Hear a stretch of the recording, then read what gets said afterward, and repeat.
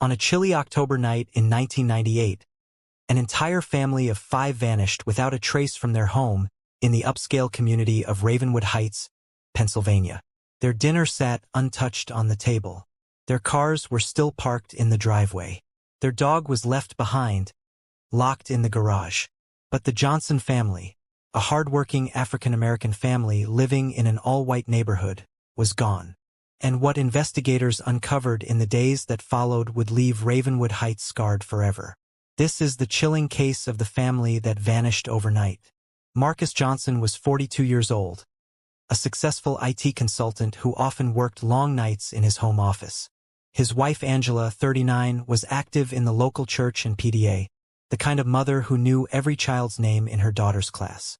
They had 3 children: 15-year-old Danielle, a talented violinist with dreams of attending Juilliard; 10-year-old Caleb, fascinated by the stars, often seen with a telescope on the back porch; and 7-year-old Maya, the youngest, quiet and shy, never without her stuffed rabbit, Clover. They moved to Ravenwood Heights less than a year earlier, a beautiful colonial-style house on Willow Lane. But from the start, they felt unwelcome. Angela once told her sister, "They smile when we wave, but I feel the stares. It's like they're waiting for us to slip up, to prove we don't belong here." October 14, 1998. At 9:47 p.m., a neighbor reported hearing a sharp sound, like a car door slamming, followed by muffled shouting. At 10:15 p.m., Danielle's best friend received a chilling text from her. "Something's wrong here. I think someone's outside." It was the last message ever sent from her phone. By morning, the Johnson home was eerily silent. Their cars were in the driveway. The front door was locked from the inside. Dinner plates sat half-eaten on the dining table, as if the family had been interrupted mid-meal. But the Johnsons were gone. When police questioned neighbors, they heard comments like, "The Johnsons kept to themselves," or "They were nice, but strange." But underneath the surface was something darker. Some residents implied the family had never belonged there in the first place. Racial undertones were hard to ignore. One officer later admitted, "It felt like some people were almost relieved they were gone." Detectives searching the home uncovered disturbing clues. Danielle's violin case was found on her bed, but the violin itself was missing. Small muddy footprints led from the back door toward the woods behind the house, and then stopped. In Marcus's home office, investigators found his computer had been completely wiped clean. At exactly 10:32 p.m., less than an hour after Danielle's final text. And in the garage, the family's dog, Baxter, was discovered locked inside, dehydrated but alive. But the most unsettling piece of evidence came from a neighbor's old security camera. At 10:18 p.m., the footage showed a dark van idling in front of the Johnson home. 3 shadowy figures stepped out. Then the camera abruptly cut off. Some believed the Johnsons were the victims of a racially motivated attack by locals who resented their presence. Others suspected Marcus had gotten into financial trouble and the family was targeted. But the strangest theory came from a retired detective who worked the case. He insisted, "They didn't leave. They were taken, and someone in Ravenwood Heights knows exactly why." Angela's sister, Cynthia, flew in from Atlanta. At a press conference, she broke down in tears. "They weren't just a headline. They were my family, and someone in this town knows what happened to them." The Johnson house sat empty for months, curtains drawn. Neighbors avoided looking at it when they drove by, but stories circulated. Some claimed they heard footsteps inside the house late at night. Others swore Maya's stuffed rabbit appeared on the porch one morning, only to vanish by sundown. 3 months later, a package arrived at the Ravenwood Heights Police Department. Inside was Danielle's missing violin, perfectly polished, with a single note tucked inside the case. It read, "They didn't fit in. Now, they never will." The handwriting didn't match anyone in the family, and the case shifted from a disappearance to something far more sinister. The Johnson family has never been found. No bodies, no ransom, no suspects. But in 2021, more than 2 decades later, a former resident of Ravenwood Heights confessed to police that he had seen the van that night, and he recognized the driver. So who was it? And why does this town seem so determined to keep its darkest secrets buried? For over 2 decades, the case of the Johnson family haunted Ravenwood Heights. 5 lives gone in a single night.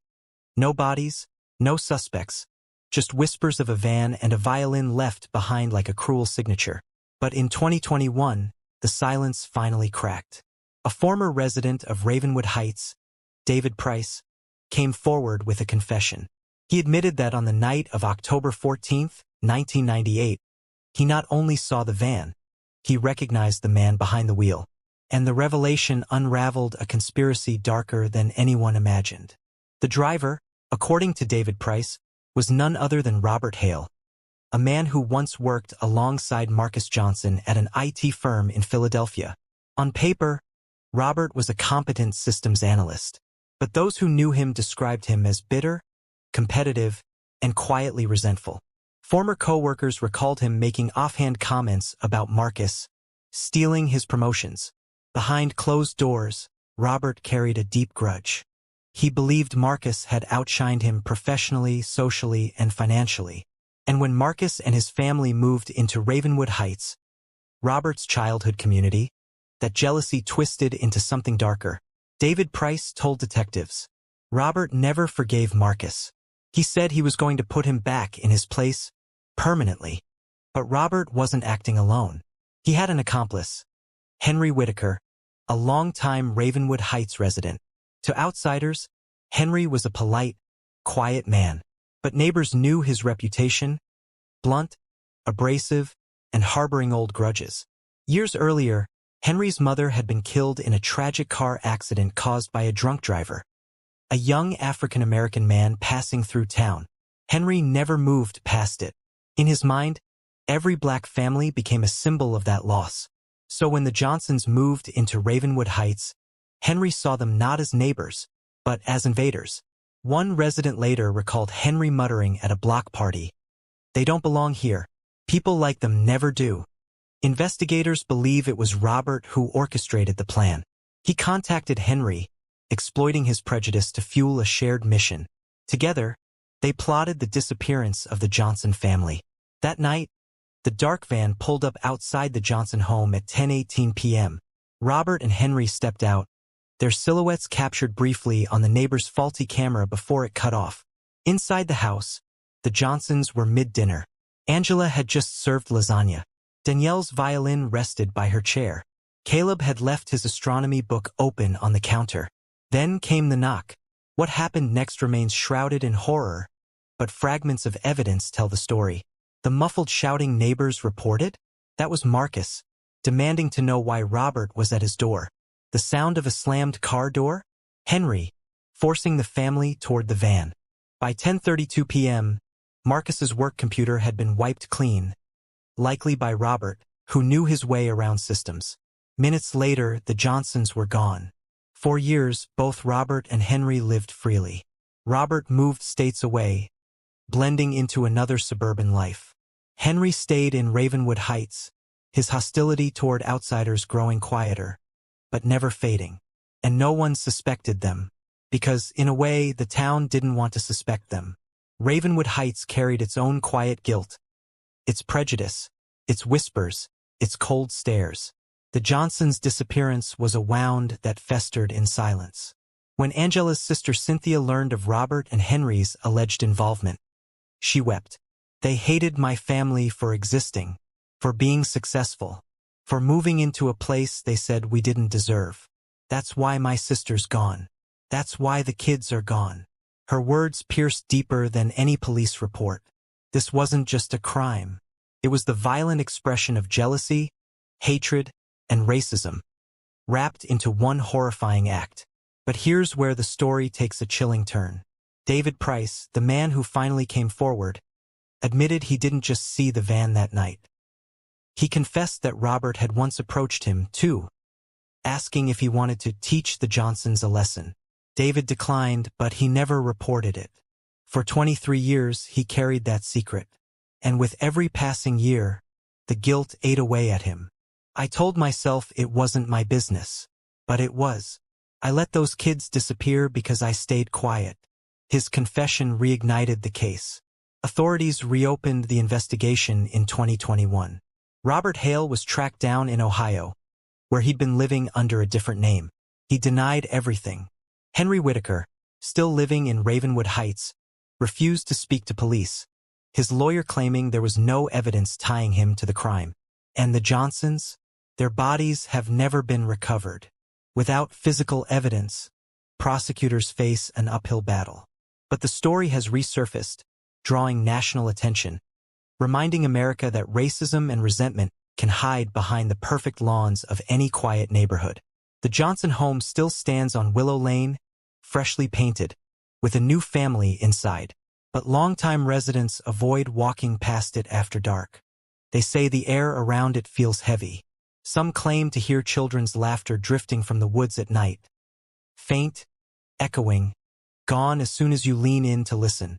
And to this day, no one knows where Marcus, Angela, Danielle, Caleb, and Maya are buried, if they were buried at all. The case of the Johnson family is more than just a mystery.